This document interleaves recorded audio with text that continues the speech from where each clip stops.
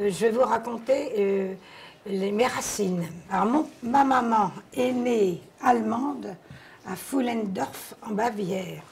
J'ai commencé mes études dans une pension à Caen.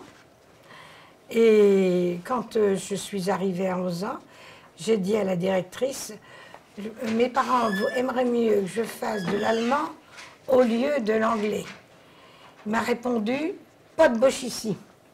Les gens étaient racistes parce qu'il y avait eu aussi la Première Guerre mondiale. Hein. À l'époque, quand vous parlez de votre mère, est-ce que votre entourage ou votre voisinage ils étaient au courant que votre mère était allemande? Oui. Un jour, maman est allée demander au boulanger du pain. La réponse du boulanger, c'était « Tête de boche, t'auras pas de pain ». Alors maman dit ça à mon père en rentrant le soir. Et elle dit ça. Oh, alors mon père, qui était un homme comme ça, il dit, viens avec moi chez le boulanger. Alors il dit au boulanger, donne du pain tout de suite à ma femme, parce qu'autrement, je te mets dans le pétrin, moi, tu vas voir comment tu vas en sortir.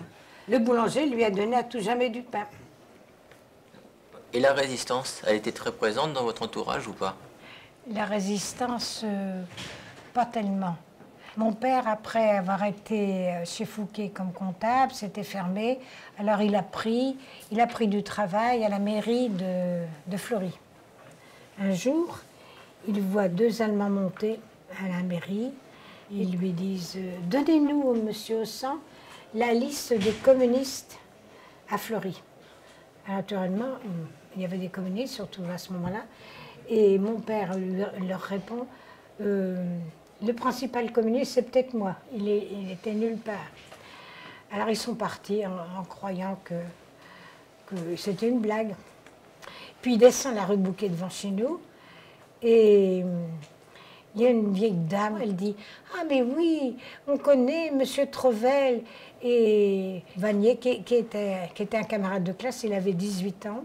Les Allemands sont descendus et ils sont remontés avec ces deux personnes-là qu'on n'a jamais revues, ils ont été déportés. À l'annonce du débarquement des Américains, des Canadiens et des Anglais, ça a été quoi votre ressenti? Le 6 juin, ma sœur qui est tuée, qu'on n'a pas retrouvée, Thérèse qui était infirmière, elle est montée me dire au 2e étage, tu sais, il y a dans les rues de Caen, il y a des gens amochés, il y a un bébé qui est mort. Alors, avec d'autres infirmières, nous avons libéré du service, même ceux qui avaient une appendicite, au bout de quelques heures qu'ils étaient opérés. Ils sont repartis, on les a envoyés chez eux. Alors, à 6 h du matin, 3 heures avant qu'elle ne meure, elle est venue me dire, tu sais, il va falloir bien te chausser, parce que moi, j'ai compris qu'il va y avoir des malheurs. Alors, je les ai rassemblés dans un couloir. Et là, 3 heures après qu'elle me dit ça, il y a les bombes, les obus, tout a sauté, tout était brûlé.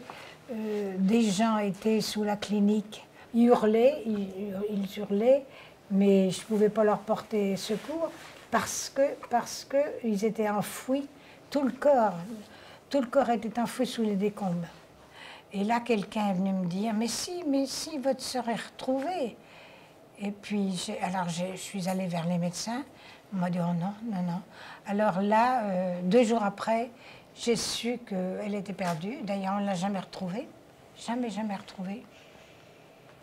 Alors, les bombardements accentués. Il y avait une femme morte sur la place Bouquet. Alors, mon papa a dit, bon, c'est fini, nous partons dans la carrière. Il fallait descendre 3 échelles parce qu'elle était dans un trou de puits à plus de 30 mètres sous terre.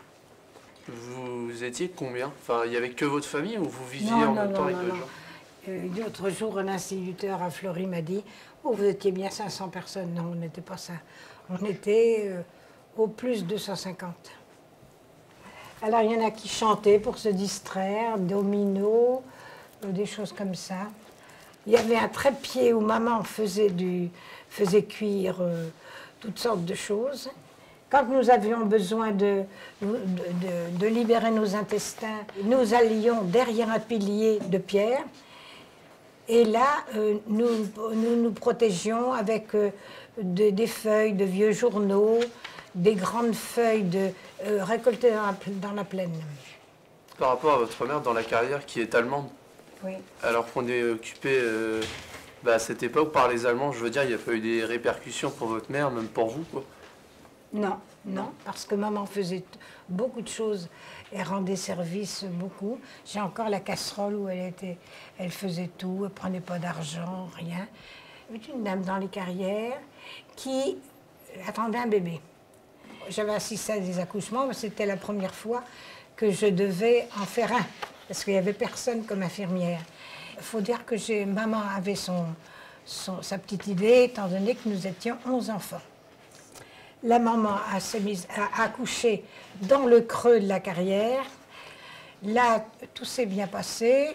Le petit garçon est né, ça allait. Et puis je disais, moi, est-ce que j'ai bien tout fait? Alors ce fut les gens qui étaient dans la carrière, qui ont déchiré des bouts de drap, des serviettes pour protéger l'enfant parce qu'il devait avoir froid. Ce monsieur, qui s'appelle Pierre Goulot, est né le 15 juillet 1944. Il va avoir 70 ans cette année. Les Allemands étaient au bout de l'entrée de la carrière qui donne sur l'Orne. Et là, j'ai dit à maman, moi je ne vais pas traverser parce que je voulais savoir si les Allemands avaient franchi l'Orne. Maman m'avait dit, si tu t'approches d'eux, tu leur diras « Meine Mutter ist Deutsche », ça veut dire « ma mère est allemande ».